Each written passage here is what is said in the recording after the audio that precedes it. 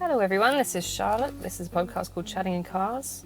It's where I talk about random topics at length on the way to work. You'll hear beeping, you'll hear swearing. If you're lucky, you might hear a child scream. I don't know. No, wait, that's something else. Now, this is a podcast where I talk about sensitive topics and swear a lot. So if you're not feeling up for it today, you don't have to listen to me. Not that anyone really does anyway. I've looked at the numbers. I'm totally okay with that. We talk about all kinds of things. I don't actually stick to one topic, and I do change it up, and everything's sort of interlinked because I got that weird network thinking where everything is interlinked. Most people have it, I think, and I was just not willing to admit it. So I might stay on one line and then I change it to another one. So it's up to you whether you listen to that or not. It is Monday. I am fucking tired, and I'm heading into a classroom. I don't know which classroom. There's going to be screaming kids regardless, and hopefully we get paid on time. So, the topic for today is growth. Yes, everybody wants growth. The only kind of bad growth is probably like some kind of cancerous growth, which we don't want. So, people generally like to aim for growth of some kind, what's perceived to be a positive thing,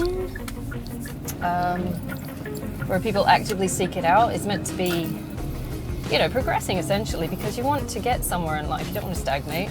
Some people find that stagnation is comfortable, of course, but even then, you don't really get a choice sometimes. Change is just inevitable. You've been growing since birth, since conception, even biologically, so you don't really get a choice, really, do you? Unless you top yourself, and I don't suggest that because it sounds horrible. So, dark humour first thing in the morning. It's Monday and I'm tired. We're taking anything we can. I think you'll find most of my humour is dark at times, so given my trauma background, go with it, right? It's all good, it's all love. Change. We are, as people, encouraged to grow from a very young age, obviously, into some kind of shaped reality. Whatever our parents perceive us as they want us to be, or whatever society dictates us is appropriate for our age or sex or something, right? It's not exactly planned out experience because, all plans go tits up inevitably. You can make a plan, but it never really sticks. The thing is to actually find something that's very fluid that you can work with. I mean, consider life as like a working document. We can all set goals and things like that, and work towards them, of course, obviously. You don't sit on your ass after you've made these plans, hopefully, right? Unless you enjoy procrastinating. But at the same time, you want to make achievable goals for growth. Even segmenting them off into chunks to make it more achievable. I've got autism, so my thing is to chunk things off into routine, scheduled, structured, highly structured at times, steps. I have to do it because if I don't, my brain will implode and I will liquidize. I have to do it. It comes off as incredibly anal at times. But at the same time, it's not done me any wrong. The only thing that happens that could go wrong is when I have to incorporate other people into the process. If I'm left to my own devices, I'm good. If someone just sets me to a task, on my own, without interfering, not bugging me, I can just do it and it'll get done. It'll probably get done quicker than usual because my brain just goes into segmenting shit off and running through it. It's quite useful, particularly if I'm interested in the task at hand. The other day I was uploading resources to my TPT account, which is Teachers Pay Teachers. I sell teaching resources on there I've made. And there were quite a few things there. Quite a few, a couple of hundred that I was uploading on the day. But because I had my coffee, I had my music, and I just sat there. I think it took about 9 hours just to do it. And eventually my library grew a little bit further, and that was my goal, was to get that job done for the day. I wanted to get through that much amount. And I segmented it off, and I put my breaks in every 3 hours, and I had a nap in between, and it just worked. And it was steady growth that was structured and just plodded through it. It was great. It was good grind. I felt like I actually achieved something at the end of that. The next day I had to walk into work, which kind of sucked, but it's also good grind, but at the same time, I'm sorry, some old dude just kamikazed out into the road. Why would you do that? I know it's near the end of your life, but why would you encourage it? Strange man. Weird. 7:26 in the morning, someone's trying to die. Very interesting. Dark humor again, sorry. Next. But you gotta, don't overshoot, don't try and overdo it. You gotta make it achievable. I knew what I usually work as steadily, so it was easy for me, well, fairly easy to estimate how much I would need to do, or how much I could do in that allotted time. What breaks I would need, probably because I've been doing it for a while now. I've just been sort of progressing every time I get to school holidays. I work on my businesses. It's nice not having the screaming in the background. So my growth in my businesses is working quite well. Every time I get some time to myself, I just work on that. And it's easier when I don't have distractions of boyfriends and things. So swings and roundabouts, I guess. Yeah, growing pretty well. What kind of goals do you actually want to, set up for yourself? Is the thing. It's like, where is it going to get you? What do you want to do?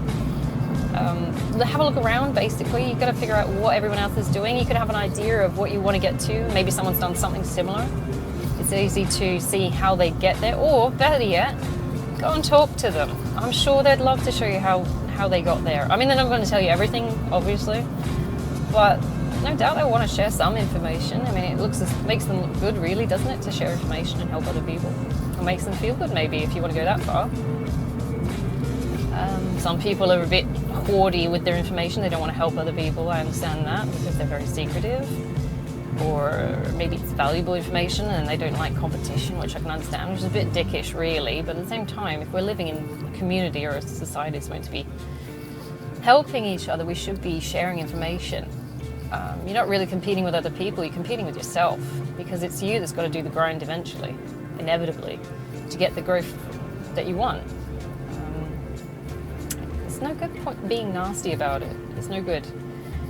There is always more jobs, always more projects you can work on. If you don't like what they're doing, just go and start your own damn project. I mean, that's what I did.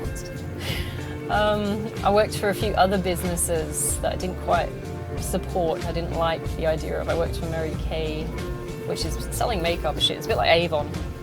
I didn't like the way they did things. I liked the selling side of things. I didn't like the way they handled it. It was a pyramid scheme, essentially. So I went off and I did my own business. It's a lot of trial and error. I had a few eBay stores which went under because, I got divorced, and everything goes tits up when you get divorced. You don't get a choice, really.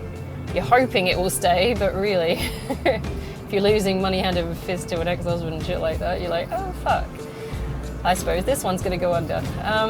But, it was easy to recoup. Once I isolated myself from that problem, which I was a 6'1" South African bastard, you can generally, even using the same practices that you picked up whilst you were trying to make the business work with the bastard, is generally, you can still reapply them to new circumstances. So the skill set is not lost, even if you do lose, if you do take a few steps back in your growth process, because you still got the skills. You can just reapply them at a later date. It's easy. It's like riding a bike, which I still have issues with. I don't like bikes. I like motorbikes. I don't like push bikes. I tend to ride into ditches. Probably not very sexy thing to do, but there we go. Unco. Thank you, autism. Which is why I like the weights. Slow and steady. Growth in the gym. Yeah, that's cool, man. Okay, yeah. You could definitely... Oh, look, a shoe. Sorry. Someone's shoe is in the road. You could definitely use it to set yourself some goals in the gym, obviously. Some people want to go there to lose fat. Don't go to a gym to lose weight. You're not going to lose weight. You're going to lose fat, hopefully. If you're losing weight, it's most likely water weight. You don't want to do that. I don't understand why people... Like, I go to the gym at 7 o'clock at night, okay, because it's empty-ish, and I like that. But I see people, after they've done their... I'm looking at them, weight loss, fat loss, whatever they do, and then they go and weigh themselves. I'm going, this is like the worst time to weigh yourself. Why are you waiting? Do it first thing in the morning. When you wake up, take a piss, and then fucking weigh yourself. Having said that, that is speaking as a recovered anorexic. So, it's like, yeah, it's one of those things. It's like, when can I choose a time to weigh myself that will least fuck with my brain at this point? Yeah, that's weird. Because you weigh more of an afternoon because all your fluids are stored in your body still, and your muscles are holding on to them because you've been, just basically living throughout the day.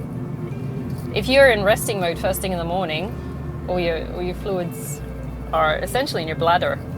Not all of them, obviously, but you know, all your excess fluids. If you piss them out, this is crass. And then weigh yourself. You know, that's possibly when you're at your lightest, I would expect.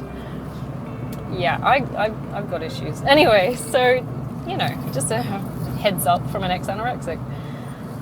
I just don't understand why they think that they're losing fat at that stage when they're going to be at their heaviest, if ever.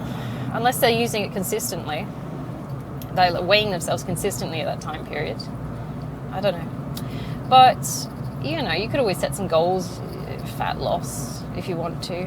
I'm trialing and error what I want to do with fat loss, because I'm mixing up my food mixed with mixing up my different movements and weight sets, as well as cardio. I'm just trying to figure out what works for me, because everybody's different as well. One person doing one thing is not going to fit another person's thing. I know for a fact I hate running. I fucking hate it. I fucking hate it. I hate it more than burpees and mountain climbers. I fucking hate it. But I fucking love deadlifts and weighted squats with the bar and everything like that. And some people hate that. I love getting on a squat, on a weighted squat. I love getting right down to ass to grass level and just sitting there. It's weird. You know, you're just sitting there like praying mantis position. It's like mine. People looking at you crazy. It's like, you're gonna get up again, right? No, I'm just really liking being down here. Just leave me alone. I'm stretching all kinds of things that you don't want to know about. Leave me alone. I'm meditating. Fuck off. No, but I love that position. That's my favorite position. And then, of course, you know, you do your squats and you wipe the bar and everything. Actually, I wipe before and after I do training, because I don't know what the fuck these people have been touching. And then you go find your other thing. I don't understand why people do circuits. It's equipment hoarding to me. It bugs the shit out of me. But that's bad etiquette. And a different podcast in itself. So that's another one I think I've done one called Gym Assholes, which pretty much covers that. There's more, but you know, I ran out of time. What can we do to make growth happen? I mean, it's pretty straightforward. It's just it's like, you know, you're buying something at IKEA, comes flat packed, and you just got to read the instructions and work through it. You have an end goal, is to get that furniture working. And, you know, there are also always hiccups. There are extra parts. And sometimes the screws aren't aligned with the holes they've drilled because they're evil. But you make it happen, you know, usually with a hammer and jamming it in. I could never work at IKEA. I never could. I'd be so angry all the time. All these Swedish happy people. I don't know why they're happy all the time. Probably because they're watching us torture ourselves with shitty furniture. Non-Europeans, fuck them. Sitting there in Australia just drilling shit ourselves. My brother does that as well. He'll buy something from IKEA and then he'll have to re-drill the holes, and he loves doing it because he's got his own little tools and everything like that. It gives me the shits. I'm like, why is this not prepped when I got there? It's part of my autism probably, or trauma. Either way, what growth I'm sorry, I'm babbling today. I'm highly caffeinated. And I'm watching someone from Victoria. Why are you in here? Do you ever get that, like, where you're driving and then you see someone else's out-of-state plates and you're like, how the fuck and why the fuck are you here, of all places? Why would you come here? There's nothing here. You know? I was watching some shit on Canada. These two guys are doing like a tourist videos of Canada. It's hilarious. I love Canadians. They're fucking funny. But there was this big sign saying sightseeing, point of interest or something like that. And it spans across and it's a rock the size of a cat. Not even shaped like a cat. It was just a loaf-sized rock on a very flat land. And it had its own sign, and I pissed myself. I don't know, weird quirks like that. But they're so cute with their accents. Sorry, I really am tangenting right now. Growth mindset. You gotta have a growth mindset. You gotta be adaptable to your circumstances. Everything is changeable, everything is impermanent. There's no way you're gonna be able to make a plan and stick with it. If the SAS don't bother making solid plans, they make estimates, they make working documents, and then they adapt to the circumstances which they find themselves in. And they are meant to be the most trained people to survive and things like that, to perform, right? If you take that mentality into life, obviously you're going to be hoping for the goals at the end zone, but at the same time you also be considering the circumstances that might change on the way. There's no point getting into a rigid mindset that this has to be like this. And in that way you can also practice detachment, because we never really get what we want. We might get a roundabout version of it, unless you are very explicit about what you're manifesting, if you're into manifesting, and you know exactly how to get there, and you're absolutely adamant that it's going to happen. But then again, even with things like relationships, you can't force things to happen.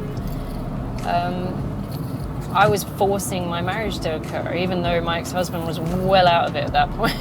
I'm sitting there going, I'm going to make this happen.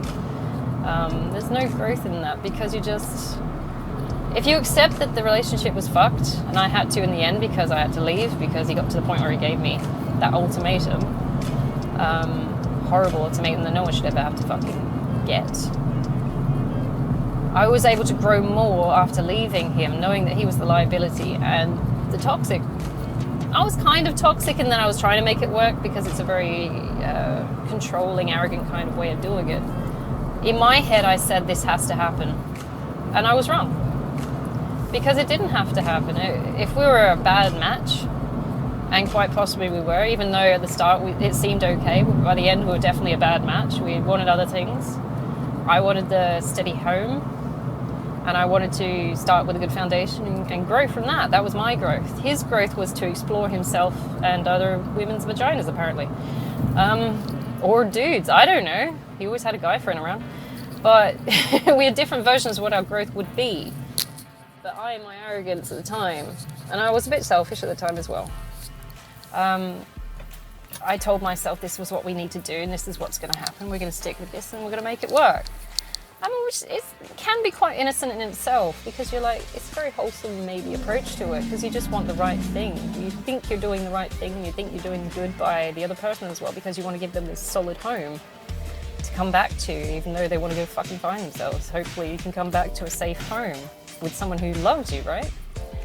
But I didn't recognize that it was toxic for me to keep perpetuating this thing, because he was a bad match and he was just a horrible person in himself, because he was, couldn't keep his dick where it belonged, and, all these things. And eventually we just accepted, we are what we are.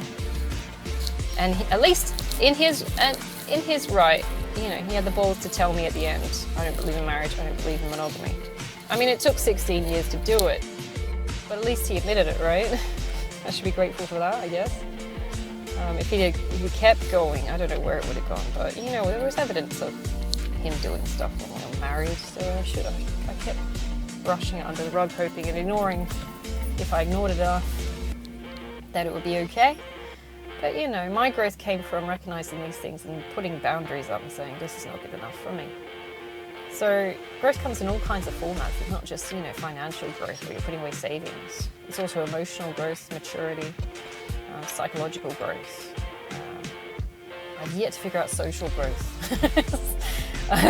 The more experiences I have with people, the less inclined to go out of my house I am. So, I'm with Keanu on that one.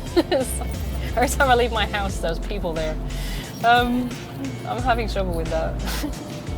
High school was way easier. You turn up and everyone's forced to get along with each other. And if you don't get along with each other, you tend to go your separate ways, right? You just hang out with different groups, right?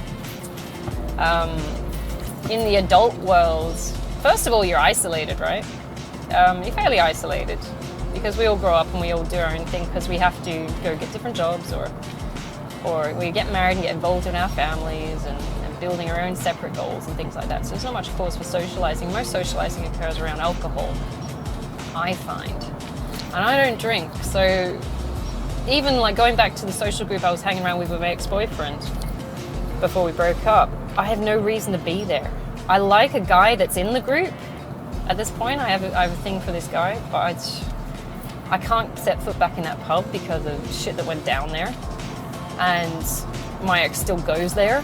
And even though the guy I like that is there, because he works there, I got no excuse to be there unless I outright say, hey, you want to go get a drink or something like that. And even then, even if I asked him out, it would be, non-alcohol based, because I don't drink.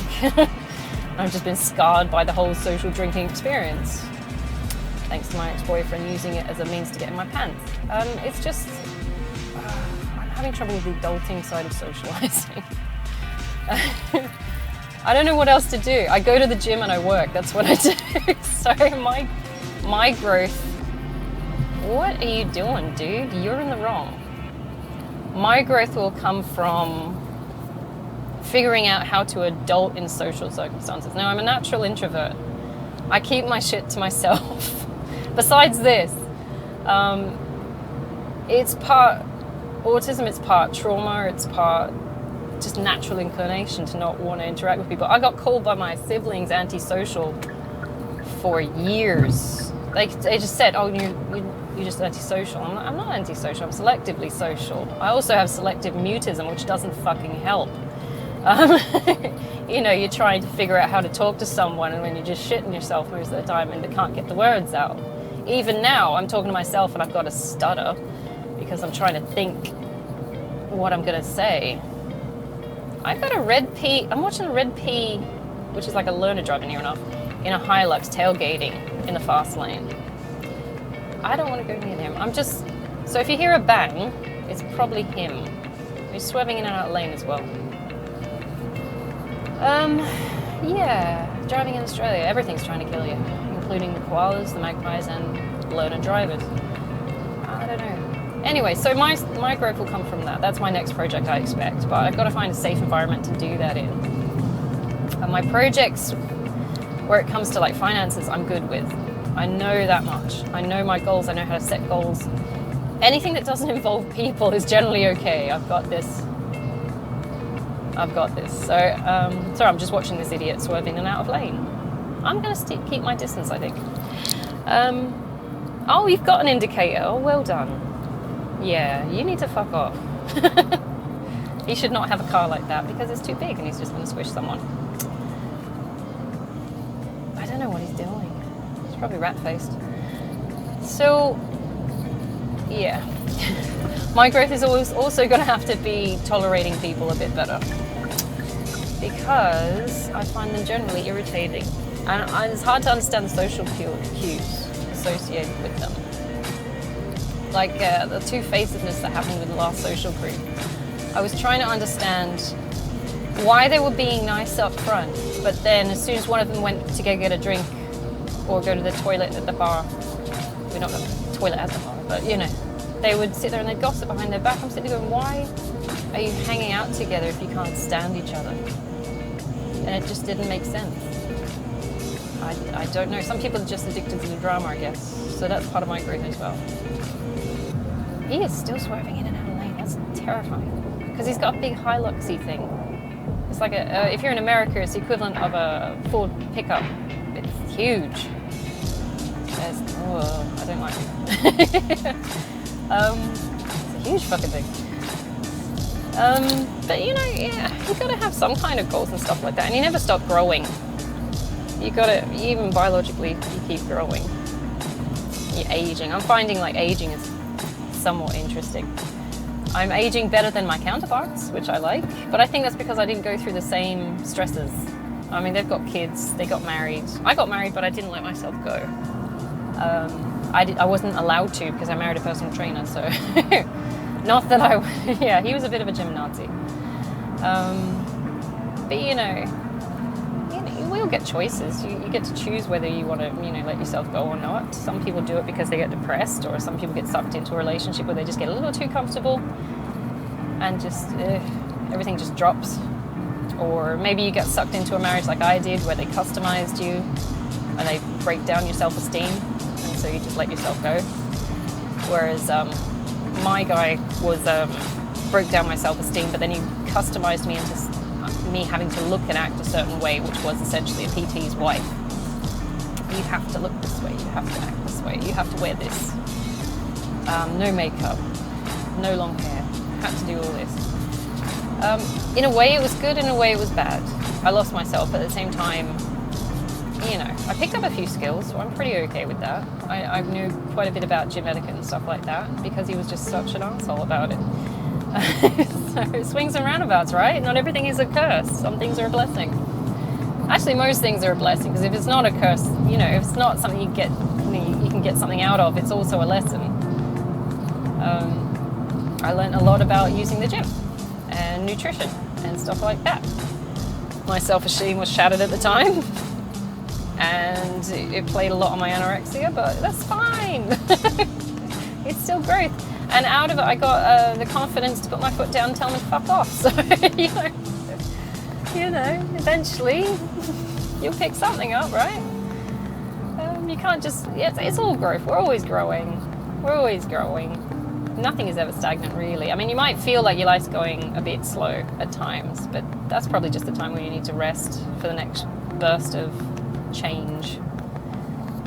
I know when I separated, there was like 2 years where I felt like I was floating. Even though I was still working full time, I was, renovating a house, I was homeless, trying to get all that shit out of the time. In terms of having directives for life, I was just floating. I didn't know what the fuck I was doing. I was just honestly day to day dealing with the here and now. I felt very hollow. Most days you're sitting there going, all right, I've got to get this done, I'm going to do that, I'm going to But sometimes you need those times just to float. Not know what you're doing. I mean, I've had my life prescribed to me by other people my entire fucking life. When it came to losing my latest narcissist, I didn't know what I wanted to do. I didn't have anyone telling me what to do. It was very odd, and so you float. So you got to ask yourself, what actually do I want to achieve? What do I actually want to do?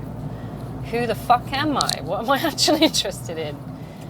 Especially when you've had someone... I mean, I've gone from my parents telling me who I was and what I had to do, to my ex-husband telling me who I am and what I had to do, which was essentially just an extension of them.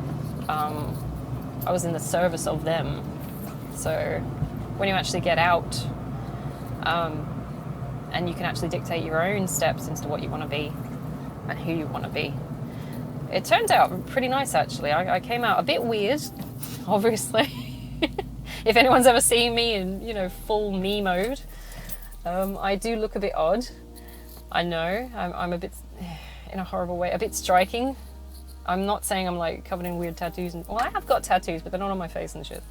I'm definitely noticeable. I will put that out there. But I don't blend in that well. But you know what? Fuck it at this stage. I'm nearly 40 and I don't care. So my growth has led me to this format, so fuck off.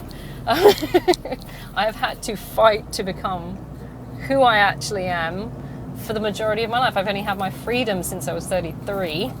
Now I'm 37. So if I come across as a bit odd, I don't care. That's the perks of aging. You're worried about most of your life trying to not come across as weird to people. By the time you get to a certain age, you just don't care.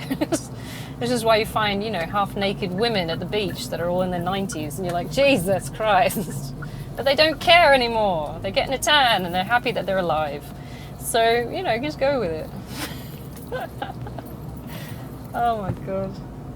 I am a bit odd-looking. I know that much. But it's not bad, because, I still get guys looking at me, so I can't be hideous, so I don't know. I'm still trying to read the rules of all this. Another part of my growth, I think, trying to understand people a bit better. I mean, I've picked up a psych degree and a sociology degree, and I still don't fucking understand people, and it's like, the paperwork does nothing. The goggles do nothing. I can still see the naked grandmas. God, why are they everywhere? I cannot look away. Don't go to the beach. I might have stumbled onto a nudist beach, maybe, I don't know. Or maybe they're just very daring in Australia, I don't know. It was terrifying. It was like looking at death. Death is jiggly. Oh my God, where is my brain today? I don't know. Oh, the trauma center. Alright, I'm gonna have to shuffle off soon. I've got to pull up to my first port of call, which is my work, and then afterwards I gotta go pick up a new coffee machine. But other than that, I'm hoping you have a great day. What to take away from this? Growth is inevitable. Change is inevitable. If you can, steer your ship towards something that will actually get you somewhere, right? Don't just float. And although there's nothing wrong with just floating as well at the same time. I've floated for a bit, and to be honest, you need to reset your brain at times. If you feel like you're floating, that's okay. Something will click. You just got to relax. if you're overthinking and stressing about what you need to get done, or feeling bad and overthinking about, oh God, I'm not doing anything with my life, bear in mind, you've got to go back and see what you've actually achieved so far. Even if it helps, just write it down, you know? Write down or draw, or whatever it is, just list the shit you've already accomplished. And if you have to, go straight from birth to this point, because what did I do? What did I learn to do? I learned to tie my shoes. Genius! It's awesome! I achieved so much. And only before 5. Or if like me, maybe at about 10. I don't know. I was delayed in my growth somewhat. Yeah, we're all going to get through some kind of growth in our life. It's choosing the part. Oh, I know that kid. What's that one? It's one of my autistic kids. Oh, I love that guy. Sorry, he's just walked past the car. But yeah, try and steer yourself towards something that's going to actually do you some good. You want like a holistic, wholesome approach to life. You don't want to just sit on, I need to make as much money as possible. That's a very shallow existence. Or, you know, I've got to blend in with this society, so I've got to do all these things. Again, it's a very shallow existence. You want to find meaning in life, right? So your growth should be more holistic than just, you know, make as much money or find a cute wife or, you know, get my 3 kids and job and picket fence shit. You know, everybody's different. We're all going to have different formats of what life will turn out like. I knew from the start I wasn't going to have a very conventional life because I'm not very fucking normal. I don't think normal exists, to be honest. I think we're all reaching for something that is completely an illusion. It's not real, never happened. Same as perfect is not real and never happened. Everybody thinks, oh, someone's just so perfect. It's like, they're not. Everyone's flawed. That's the fun part. Everybody's different. It's a texture. It's a patchwork of all kinds of realities. No one is ever going to obtain perfection. It's a joke. It's a lie that people, I don't know, maybe a lie, maybe an illusion that people are fed to keep them working under certain conditions. If I just work that little bit harder for someone else, then I'm going to get my perfect life. It's like the perfect life doesn't exist. And it changes up on you as well. You don't really get to keep what you've made, and it changes. Like even, I mean, look at me. I had my apartment, I had my husband, I had my full-time job. 2014, I was full-time work. I had my apartment, I was married. I thought I was settled. I thought we were going somewhere. When was it? 2018, 4 years later even, dropped everything. Just absolutely dropped. So you're assuming that you're going to be set for life as soon as you set these goals and achieve them, but realistically it changes up on you, all because of, you know, one person in the arrangement saying, I don't want to do this anymore, or this is not good enough for me, or, you know, something like that. It's very strange. So I suppose it's wise to choose your partner properly. Make sure at the start of any relationship that you've got common goals and mindsets, and you can work towards it productively rather than actually you know, wing it. I think honestly he winged it. I wasn't winging it. I'm sitting there going, I want to get married, I want the house, I want, you know. But at the same time, when I got it, I wasn't exactly happy anyway. I had been sort of formatted by my parents to sort of get married, get the mortgage, do the basic shit, get a job, go to uni. By the time I was actually in those circumstances, was I happy? No, because I chose a non-monogamous asshole to marry.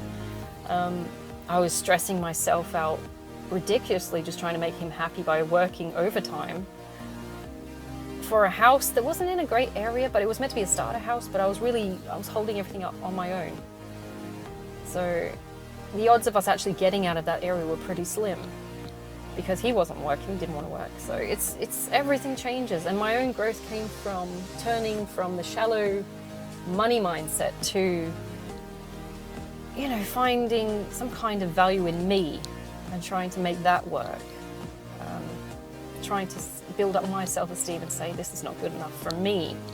And this sounds a bit selfish, I know, because we're told you can't do anything for yourself because you're selfish. Don't self-care because you're supposed to be in service to other people. Everyone's supposed to be looking after each other. But realistically, self-love is not just narcissism. It's also saying, I need to make better quality decisions for me. And that if that means leaving someone who's toxic as fuck, or circumstances that are killing me just to keep them going, you gotta find a way out. And it's not bailing, it's not quitting, it's just saying this is not right, I'm taking this in a different direction. There's nothing wrong with that. It's like, I'm still going to put in the same energy. I'm still going to do the right thing. I'm going to do it in a different way. Okay? There's nothing wrong with that. And I did. What I did was I divorced. I lost the psychotic fucker that I married.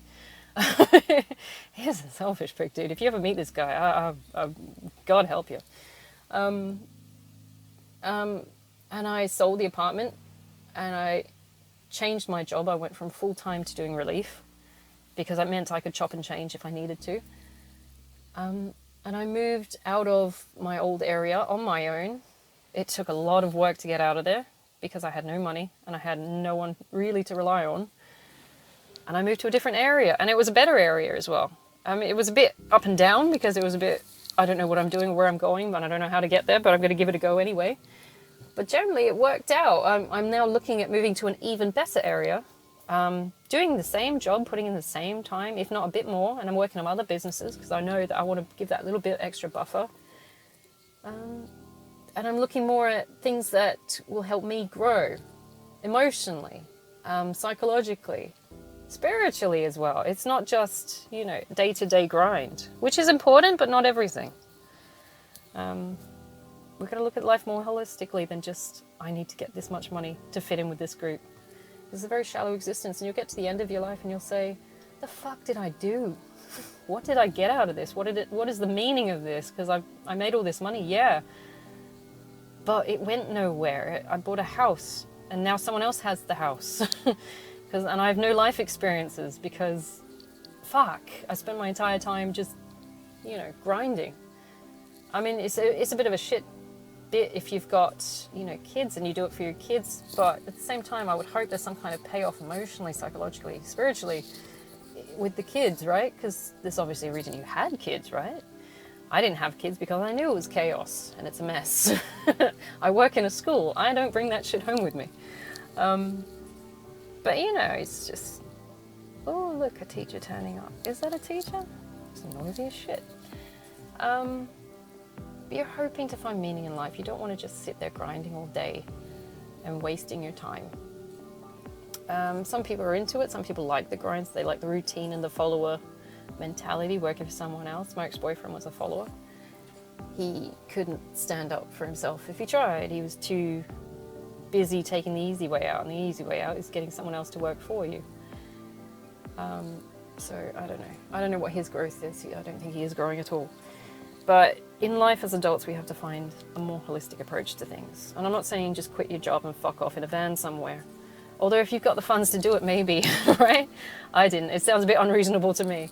But find some balance there, and don't just go, oh, I'm going to quit 3 days a week and cut my money down because I want to sit in a pub all day, which is what my ex-boyfriend did.